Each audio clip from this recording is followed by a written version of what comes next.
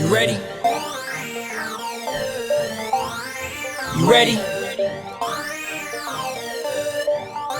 New fire, new fire. And that's real talk. Hi guys, this is Real Talk with Monica, guys, and guess what, guys? We're at Capital L at 623 East Main Street, guys. We just wrapped up with Norman Connors, guys. He just had a great show, and guess what? We got the beautiful Joyce that attended this great show that's hosted by the Jazz Society here in Richmond, Virginia. So, and we got my co-host Mike Rezek, guys. He's killing it for Real Talk with Monica. So, Joyce, how was the show, dear? It was a wonderful show. We really enjoyed everybody that was on the show, and Norman Connors outdid himself for this particular show. Wow. So, Mike, you got anything to ask Joyce? So, Joyce, what was the energy that was going on and evolving around when these people were performing at night?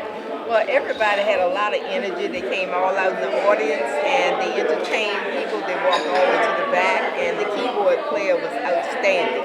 Wow. Norman Connors really outdid himself for this particular show. Wow. And that's real talk. And Joyce, I seen was Plunky. Did he play tonight? Plunky played as well. At the end of the show, Plunky got up and he played a song to take the show to the end.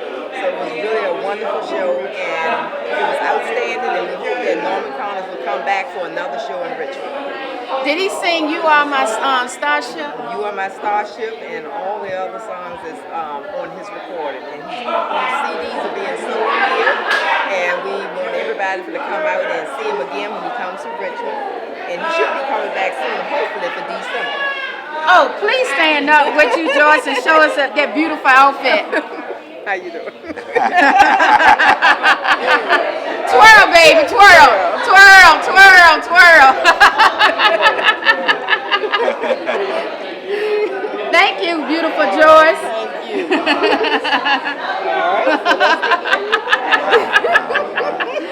Thank you, Miss Joyce. You did an outstanding job. And then I was told that you really bring out the crowd when you come to help out with the Historical Jazz Society, and I continue to do great things that you do. And like me and Mike traditionally say to all of our guests, that's real talk. So we're going to get you at the count of 3. Ain't that right, Mike? That's right. Okay, so we're going to do a countdown, Joyce, okay? All right. 1, 2, 3. And that's real talk. Hi guys, this is Real Talk with Monica, guys. I'm your hostess, Monica L. Ball. What did I tell you? Real Talk is doing it, baby.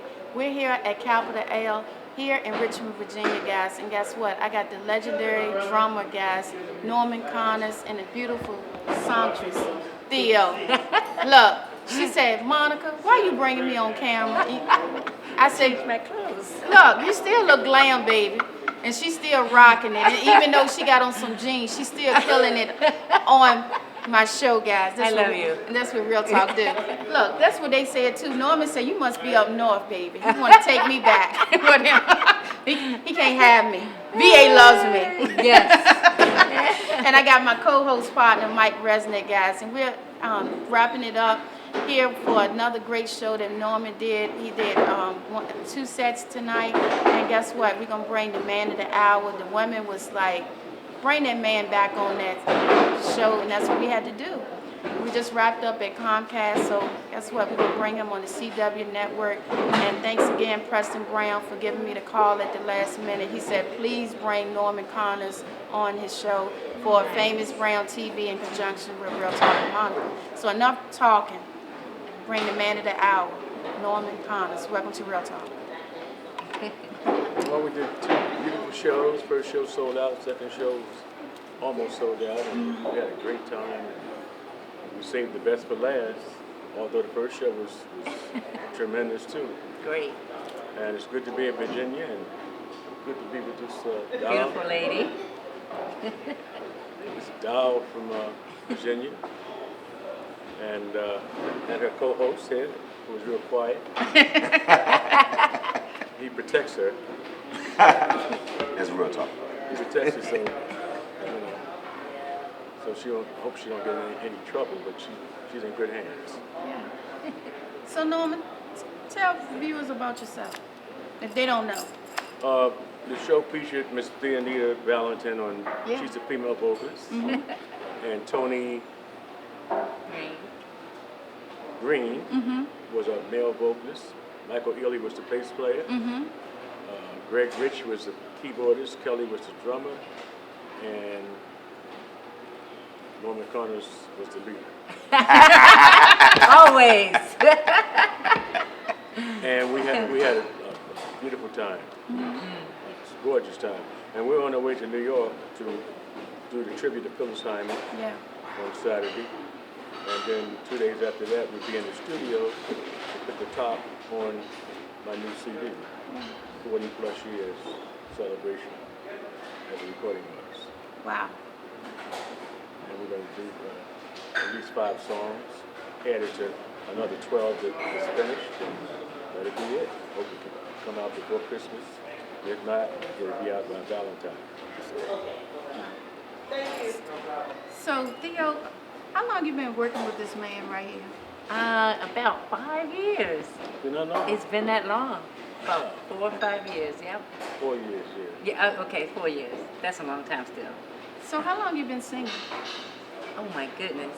Since I've been, when I was in kindergarten, I started singing gospel. Oh, wow. Yes. My mother, had me sing my first, I was going to tell you my first solo, but I forgot it. But she got me singing and I cried. I couldn't get through the whole song. That was my first. The second time, I went through the whole song and got it.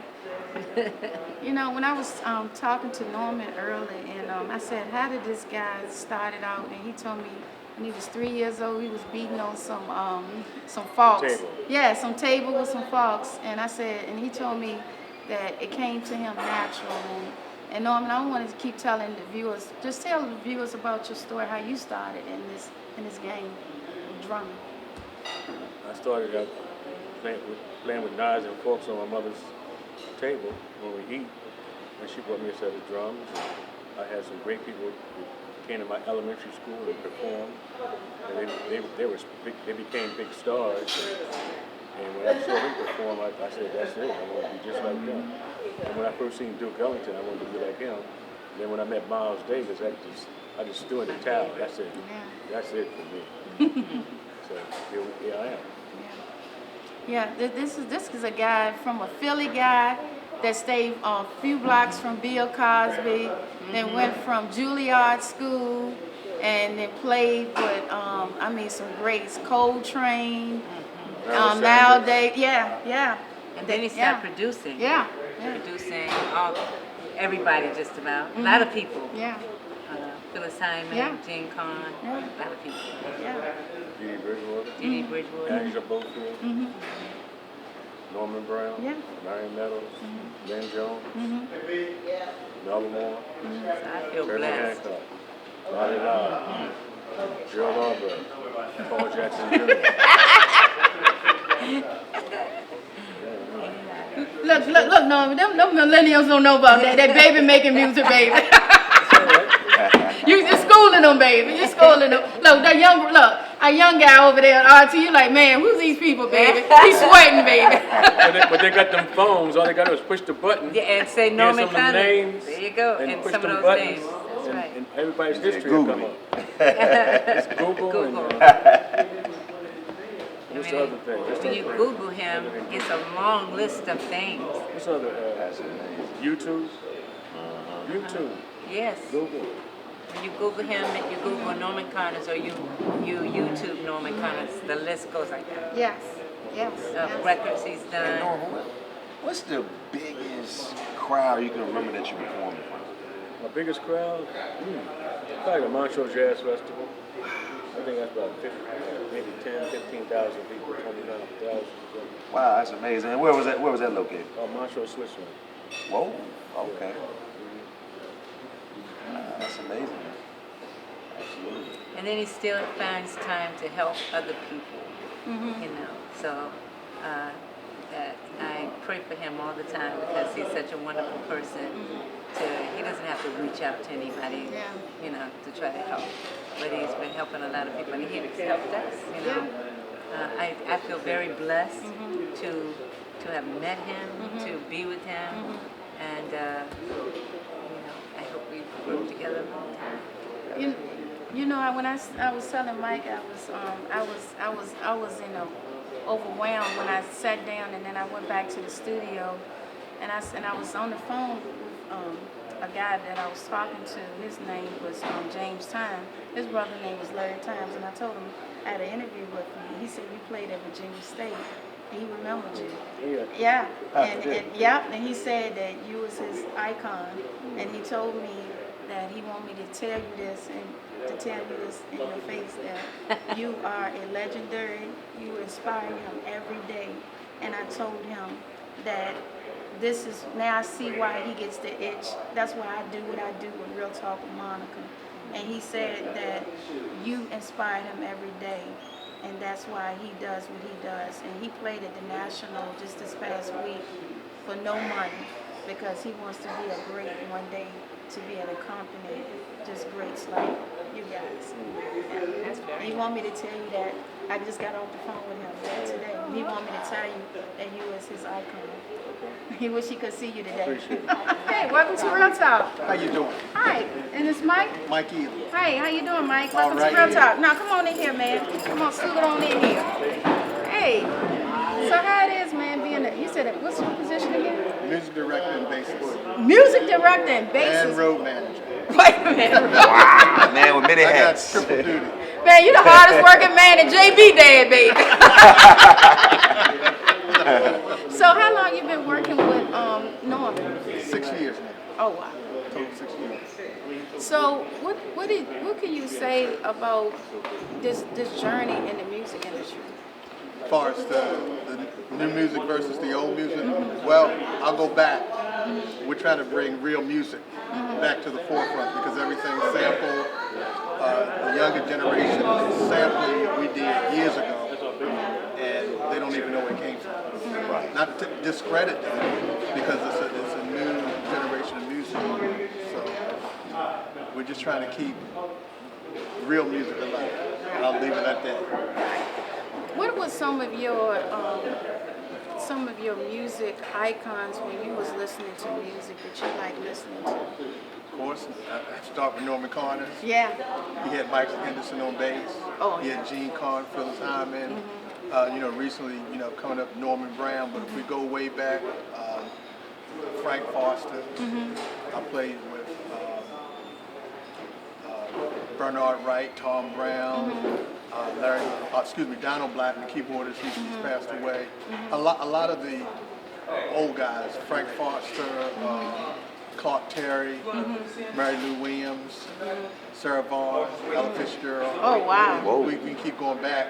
Wow. And I actually had a chance to perform with a lot of the folks. Oh, wow.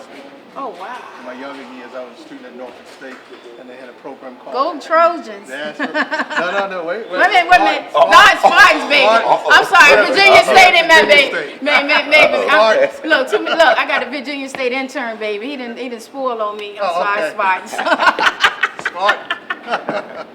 In 1982 graduate. Oh, man, go ahead. Yeah, So you still stay in Virginia? Chesapeake, Virginia. Okay. So do you do a lot of traveling? Do a lot of traveling. We play behind a lot of different people. We've done Glenn Jones, Howard Hewitt, Oh, wow. Gene Carn. We're getting ready to do this big show up in New York on the 16th. Yeah, Tribute yes. to Phyllis Hyman for all the legendary singers. How many people y'all expecting to come out? Probably over 1,000, Okay, if not more. that's amazing. So Wow. we're really looking forward to it. Yeah. Is it hard to keep a band together? Because I just was on the phone with a musician to keep a band together. Like, he was telling me that people don't come to mic check on time, like some divaness, the guys don't, when I'm going to get paid, keeping a band together these days. It's hard, but with this group of guys, most of us went to school together. Norman hired me first, and there were some other guys he was using. I said, look, I got some guys that, I've been playing for 30 years. And I said, I want to give them a break. They deserve it. Like the keyboard player, Greg Richmond, call him Termite. He's one of the baddest keyboard players in the world, unnamed. And with these guys, believe it or not, this band does not do a lot of rehearsing because everybody's vocalist, she's in Tampa. keyboard players in Hampton. I'm in Chesapeake. Other vocalists, he's in Norfolk. The drummers in Roanoke, Virginia. So when we come to a sound check, everybody has to do their homework. Oh, wow. But you don't find musicians that can do that. Yes, and so when y'all have a show, y'all just get together just that day of the show? Yeah, we talk about it. You know, I call on musicians, I get the keys and all that straight, and I just say learn the material. They know, don't come to my rehearsal. Well, I call it sound check, don't come not knowing the music. So everybody, it makes it easy. Everybody does their homework, and then you can have fun on stage. And like we have a 30-year history of playing together, all these musicians. Everybody up here. So do you see it hard for the younger generation in training them, Mike? It's not, what's hard about it, you know, we're in the technical generation. Technology is taking over. They can push a button right. When we came up, we had to take a pencil and tap our foot and count out the beats and take a pencil and learn the score and the range. You can hit a button now, play the piano to write the music out for you. So yeah, it's difficult, man. It's writing and arranging is a lost art form. So, but we're trying to bring it back to the front because a lot of people say, well, where do you get your beats from? We create our own beats. We write our own music. Right. Yeah, where do you get your beats from? I like that, man, because that's old school. That's how they learn. You can tell you learn your music, you taught it. And you can read music. And they say these young people, they can't read music. No, most of them can't. There's a lot of good talent out there. And what separates that person from the next person is you can play and be one of the best players, but when it comes down to getting with the heavyweights and they throw a chalk in front of you, that's different from you going to the studio recording. And the other person, it may be a super fantastic player. Because studio time nowadays is $300-400 an hour. So if you can't read, you can't waste time teaching somebody that music. So that's when that comes in. Yeah. Well, you know what? That's a really good point, Mike. And do you want to leave out any point of any more upcoming shows that you want to know that let my Real Talk with Monica viewers know where y'all can play in at? Boy, caught me on the spot. We may be going back to Atlanta. We just got back from Atlanta with Valerie Simpson and Michael Henderson. Wow. And that was a great show last week for last. And we just got an invitation to go back, so we're working on business on that on the 29th in Atlanta. Of course, July the 16th. July the 16th, tribute to Phyllis Hyde. What else we got? August the 6th, we will be in Houston, Texas. Wow. H-Town, get ready. August the 12th, back in New York at the Red Goose. I think it's August the 12th. Okay, do y'all have a Facebook or any social media we can find out more information? I'll normally post it just under Mike Ely on Facebook. Mike Ely? Okay, can you spell your last name? E-L-E-Y. Okay. Just Facebook me and I list all the upcoming performances. All right, guys, you heard that, and check more information out, guys. It's a great information that's coming on Real Talk with Monica. Check out Norman Connors and Mike Ely and Go Spartans, baby. And that's Real Talk. Stay tuned for more great episodes that's coming on Famous Brown TV and Real Talk with Monica. And that's Real Talk.